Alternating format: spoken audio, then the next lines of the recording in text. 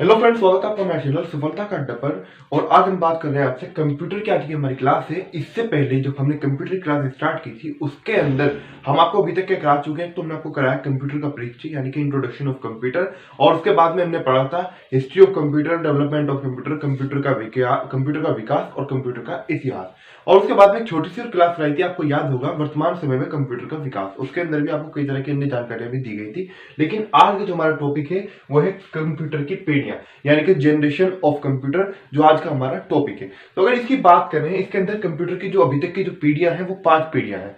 अगर हम पहली जनरेशन की बात करें कि पहली जनरेशन जो है, पहले अगर आप देखें पहली, दूसरी, तीसरी, चौथी, और जो वर्तमान में जा रही है वो है 5वीं जनरेशन यानी कि 5 जनरेशन। पहली जनरेशन की अगर बात करें तो पहली जनरेशन जो थी वो है 1949 से 1956 तक है। अब आप में कुछ स्टूडेंट कहेंगे कि पहली जो जनरेशन थी वो थी 1940 से, लेकिन यहीं पर कुछ स्टूडेंट कहेंगे कि पहली जनरेशन 1942 से थी। इस चीज को लेकर मतभेद हो सकता है, लेकिन क्योंकि 1940 और 1942 से क्यों कहते हैं, क्योंकि कंप्यूटर का उस समय से ही विकास शुरू हो गया था। लेकिन अगर हम कहें जो सही तरीके से जो कंप्यूटर की पीढ़ी मानी जाती है वो मानी जाती है 1949 से 1956 तक। यानी कि वो जो 40 वाले मान रहे हैं वो कोई 50 तक मान रहा है तो कोई 52 तक मान रहा है।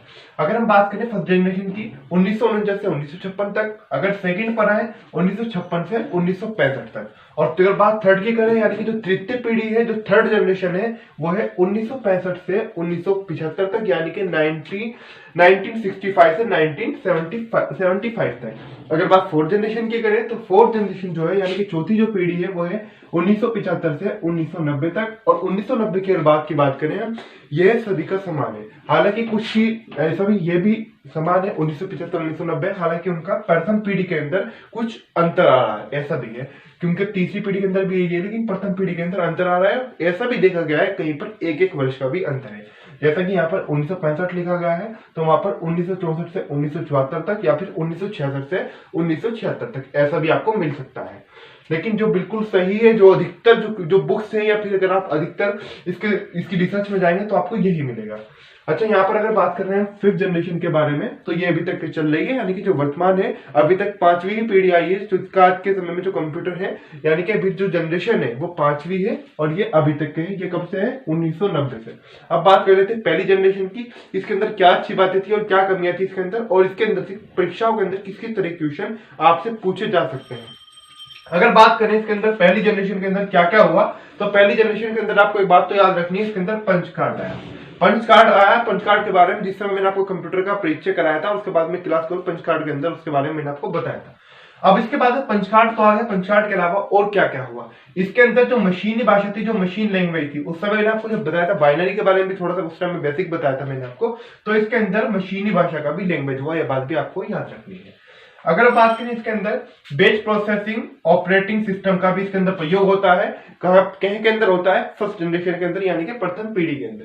और इसके अंदर किस किस तरीके के कंप्यूटर आए? जो पहली पीढ़ी थी तो इसके अंदर कंप्यूटर आए, एनईए का आया, एडसे का आया, एडवेक आया, एलियो, यूनिवेक फर्स्ट आईसी के अंदर आया। ये बात भी आपको रखनी।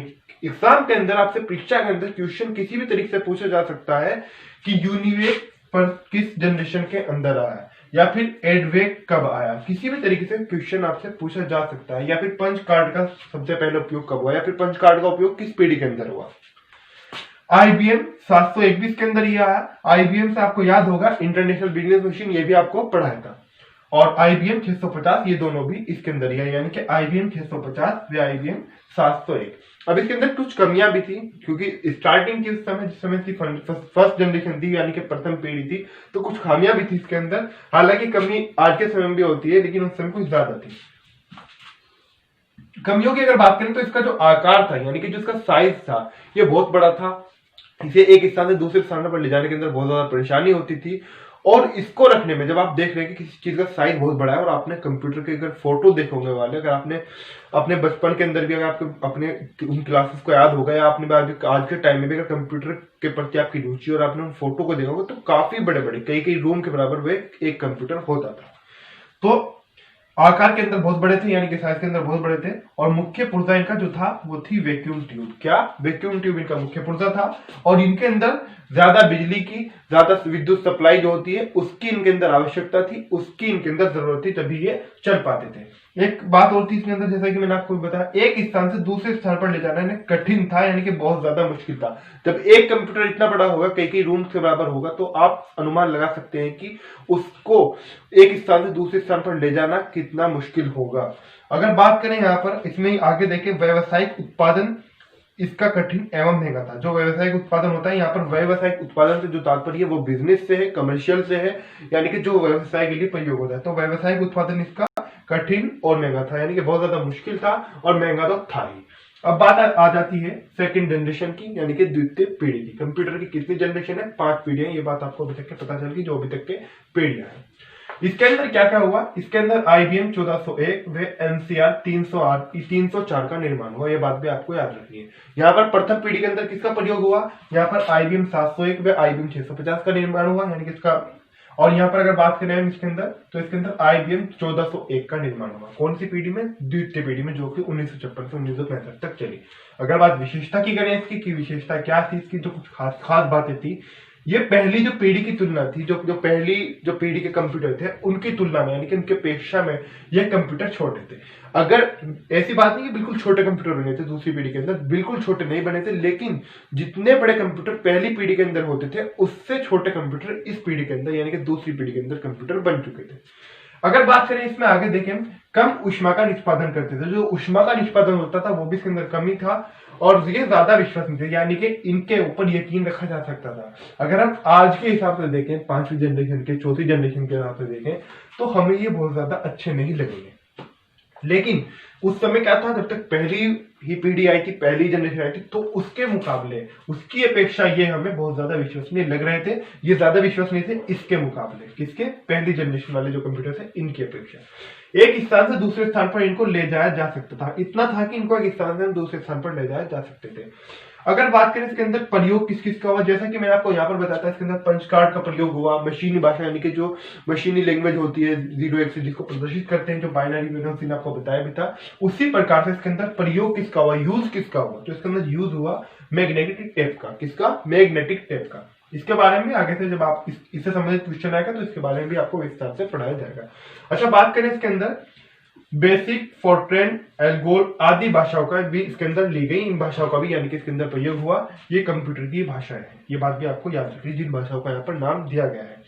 आगे देखते हैं, मैग्नेटिक कोर मेमोरी एवं डिस्क आदि का प्रयोग भी इसके अंदर हुआ। मैग्नेटिक कोर मेमोरी और डिस्क का भी इसके अंदर प्रयोग हुआ, और ऊपर ये जो भाषाएं लिखी हुई इनका भी प्रयोग हुआ, और मैग्नेटिक टेप का भी इसके अंदर प्रयोग हुआ। अब इसकी भी कुछ कमियां थी। अब इसकी कमियां क्या क्या थी उनके बारे में थोड़ा सा जानते हैं। ये वातानुकूल जो स्थिति होती है, इनको वातानुकूल की आवश्यकता इनको होती थी। किसको? दूसरी जो पीढ़ी के कंप्यूटर थे इनको वातानुकूल की आवश्यकता होती थी। और व्यवसायिक उत्पादन इनका भी कठिन और महंगा था। जिस प्रकार से व्यवसायिक उत्पादन, जैसा कि मैंने आपको बताया, बिजनेस के लिए, कमर्शियल के लिए, तो जो व्यवसायिक उत्पादन था वो पहली पीढ़ी के कंप्यूटर के अंदर भी महंगा था, उसी प्रकार से इनके अंदर भी कठिन व महंगा था। ये बात आपको याद रखनी है। इनके अंदर एक और बात थी, जो दूसरी पीढ़ी कंप्यूटर थे इनको बार बार मरम्मत की आवश्यकता होती थी, बार बार इनको मरम्मत की जरूरत होती थी। अब आते हैं थर्ड जनरेशन की बात करते हैं, तीसरी पीढ़ी पर, यानी कि तृतीय पीढ़ी। इसकी विशेषता क्या थी? जो तृतीय पीढ़ी थी, यानी कि जो थर्ड जनरेशन थी, जिसको जो 1965 से 1975 तक चली, इसकी जो विशेषता थी वो थी, एक तो इसकी जो स्पीड गणना का जो समय था वो माइक्रो सेकंड से नैनो सेकंड हो गया था। यानी कि माइक्रो सेकंड जो होता है उससे नैनो सेकंड के अंदर आ गया था, जो गणना करते हैं, यानी कि इस चीज की अगर आप स्पीड को देखें, ठीक है, कहां से आ गया था? माइक्रो सेकंड से नैनो सेकंड में आ गया था। अब व्यवसायिक उत्पादन की बात करें, अगर हमने अभी प्रथम पीढ़ी के अंदर और दूसरी पीढ़ी के अंदर क्या पढ़ा, इसका जो अभी मैंने आपको जैसा बिजनेस के बारे में बताया, बिजनेस कमर्शियल के लिए व्यावसायिक उत्पादन कठिन एवं महंगा था। यहाँ पर भी ये, यहाँ पर भी। लेकिन इसके अंदर क्या हो गया था? व्यवसायिक उत्पादन सस्ता एवं आसान हुआ।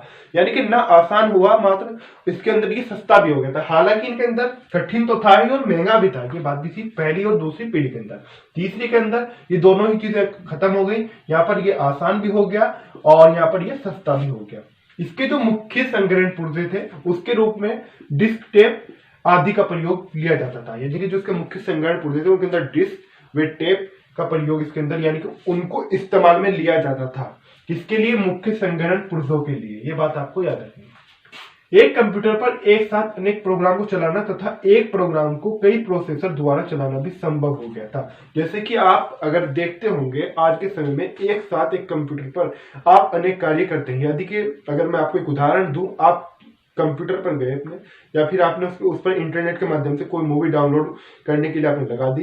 एक तरफ तो आपकी मूवी डाउनलोडिंग पर लग गई और दूसरी तरफ आपका कोई और काम चल रहा है, या फिर आप किसी साइट पर किसी प्रकार की कोई रिसर्च कर रहे हैं, या फिर आप स्टडी कर रहे हैं। एक तरफ तो आपका डाउनलोडिंग का कार्य चल रहा है, या फिर आप किसी तरीके से अन्य कोई भी आपका कार्य हो सकता है, कितने भी कार्य हो सकते हैं, वो प्रक्रिया इसके अंदर आ गई थी।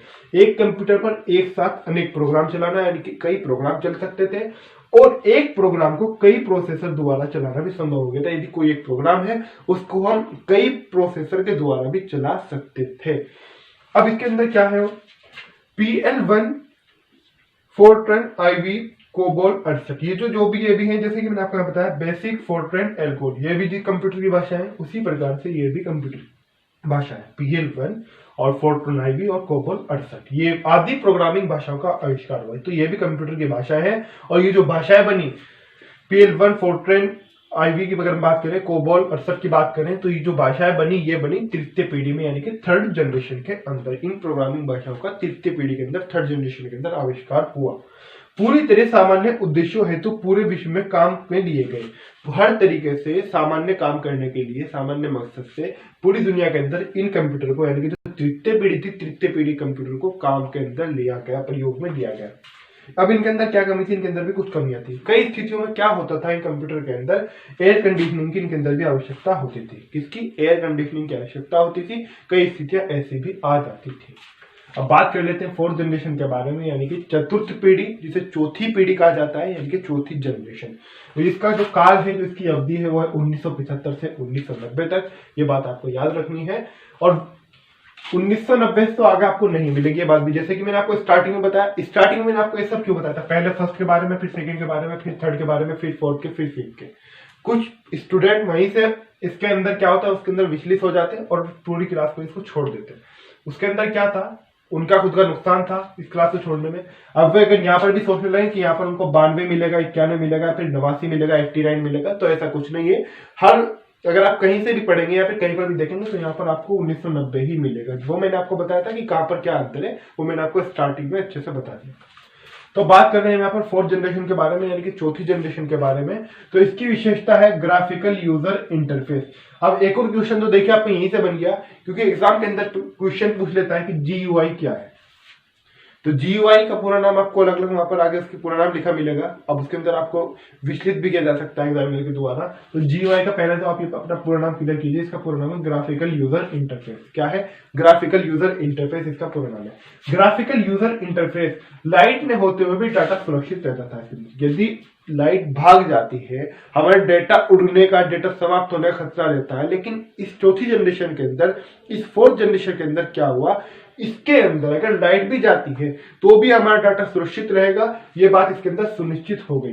क्या? लाइट में होते हुए भी डाटा सुरक्षित रहेगा। यह आकार में बहुत छोटे थे, ये भी बात है। अब क्या है, अब कंप्यूटर के आकार पहले बहुत बड़ा था, फिर छोटा हुआ उससे, फिर उससे छोटा हुआ। इनको ले जाना बहुत ज्यादा कठिन और मुश्किल था, और इनकी ये स्थिति बन गई कि इनको ले जा सकते थे हम दूसरी पीढ़ी वालों को। फिर इससे भी छोटा हुआ, और फिर यहाँ से आते ये आकार में बहुत छोटा हो गया। ये बात भी आपको याद रखनी है। और इसके अंदर प्रोग्राम को भी चलाया जा सकता था एक साथ अनेक प्रोग्राम को, जैसे कि मैंने आपको यहाँ पर बताया। इसमें भी एक साथ अनेक प्रोग्राम को, यानी कि कई प्रोग्राम को चलाया जा सकता था। बिजली की खपत की अगर बात करें तो बिजली की खपत भी इसके अंदर बहुत कम थी। बिजली की खपत कोई ज्यादा नहीं थी कि बहुत ज्यादा कोई लोड पड़ेगा। सामान्य तापमान पर भी ये कंप्यूटर कार्य कर सकते थे, यानी कि जो सामान्य तापमान होता है उसके ऊपर भी इन कंप्यूटर के माध्यम से आसानी से कार्य किया जा सकता था। कौन सी जनरेशन की बात कर रहे हैं? फोर्थ जनरेशन की यहाँ पर बात कर रहे हैं। कमियां भी थी इसकी कुछ। इसकी क्या क्या कमियां थी उसके बारे में थोड़ा सा देखते हैं। इसके अंदर VLSI चिप बनाने के लिए अत्यधिक परिष्कृत तकनीक की आवश्यकता होती थी। अगर हमें VLSI चिप का निर्माण करना है तो हमें अत्यधिक परिष्कृत तकनीक की जरूरत होगी। ये बात इसके अंदर आपको याद रखनी है। कोई ऐसा नहीं कि हमें VLSI चिप का निर्माण करना है, VLSI चिप को बनाना है तो एकदम डायरेक्ट बन गई, नहीं। उसके लिए अत्यधिक परिष्कृत तकनीक की आवश्यकता इसके अंदर होती है। अब बात आती है अंतिम जनरेशन की, या कहें कि वर्तमान जनरेशन की, जो फिलहाल चल रही है, जो 5 जनरेशन है, पंचम पीढ़ी जिसे आप कह सकते हैं, 5वीं पीढ़ी। तो ये कब से चल रही है, ये 1990 से चल रही है। मैंने आपको चौथी जनरेशन के अंदर ही बताया, ऐसा मत मान लेना कि 1992 या फिर 1995, ये 1990 से है और अभी तक 5वीं पीढ़ी ही चल रही है। इसके अंदर क्या था, इसके अंदर जो स्टोरेज डिवाइस थी वो 128 MB, ये बात भी आपको याद रखनी है। इसकी क्षमता की मुख्य मेमोरी थी, और इसके अंदर कैसी मेमोरी, अगर बबल मेमोरी के अंदर बात करें इसके अंदर, ये सब भी CD DVD ऑप्टिकल मेमोरी आदि ये सब इसके अंदर था। जितना भी यहाँ पर लिखा हुआ है सब optical memory, CD DVD memory सब इसके अंदर आ गया था।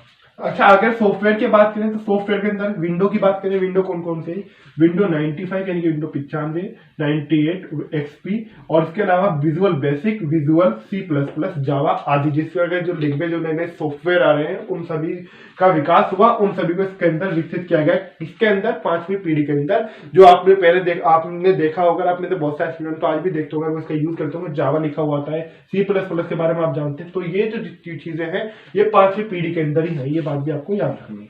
अच्छा, एक और चीज है यहाँ पर, स्पीच रिकॉग्नाइजेशन। अब ये स्पीच रिकॉग्नाइजेशन क्या है, स्पीच रिकॉग्नाइजेशन से यहाँ पर मतलब है कि आप भाषा को जो वाणी आप बोल रहे हैं उसको परिवर्तन कर सकते हैं, उसको चेंज कर सकते हैं, यदि आपको समझ में नहीं आ रही। यहाँ पर ये लिखा हुआ भी है हिंदी के अंदर, भाषा वाणी परिवर्तन। इसका मतलब यही है स्पीच रिकॉग्नाइजेशन का। यहाँ पर इसका तो उद्देश्य यहाँ पर 5वीं पीढ़ी के अंदर इसमें क्या हुआ कि आप कोई भी भाषा है उसको परिवर्तन कर सकते हैं, भाषा यानी कि वाणी जो आप बोल रहे हैं उसको बदल सकते हैं।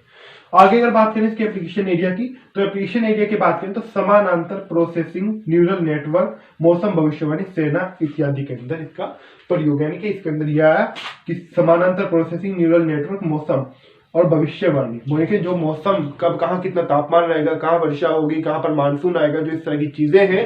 और इसके अलावा सेना के भी इसका प्रयोग करती है, यानी कि सेना के लिए भी इसने काफी इसका विशेष एक योगदान रहा, सेना के द्वारा भी इसका प्रयोग किया जाता है, ये बात आपको याद रखनी है। तो 5वीं जो जनरेशन थी वहीं पर समाप्त होती है। पहली, दूसरी, तीसरी, चौथी, 5वीं, इन सभी के बारे में आपको विस्तार से और अच्छी तरीके से जो जो इसके अंदर था, जो परीक्षाओं के अंदर पूछा गया है या फिर जो पूछा जाएगा संभावित, वो सब इसके अंदर आपको कवर कराया गया है। और इसके अलावा जो अगर आप में से कोई स्टूडेंट ऐसा है जिसने जो तक क्लास आई है 3 क्लासेस उनको नहीं लिया है, तो उन क्लास को जरूर ले लें। और साथ ही साथ एक बात और यहाँ से याद करके चले, आप कोविड-19 क्वेश्चन की क्लास चल रही है, उन क्लास को लेना ना भूलें, क्योंकि कोविड से क्वेश्चन आपके हर परीक्षा के अंदर पूछे जाएंगे। और साथ ही साथ अभी तक आपने मेरे चैनल सफलता सब्सक्राइब नहीं किया तो प्लीज जरूर सब्सक्राइब कर दें, और सब्सक्राइब करते समय बेल आइकन को प्रेस करना ना भूलें। और आपको अगर क्लास अच्छी लगी तो क्लास को लाइक करें, क्लास को शेयर करना ना भूलें, कमेंट करके जरूर बताएं।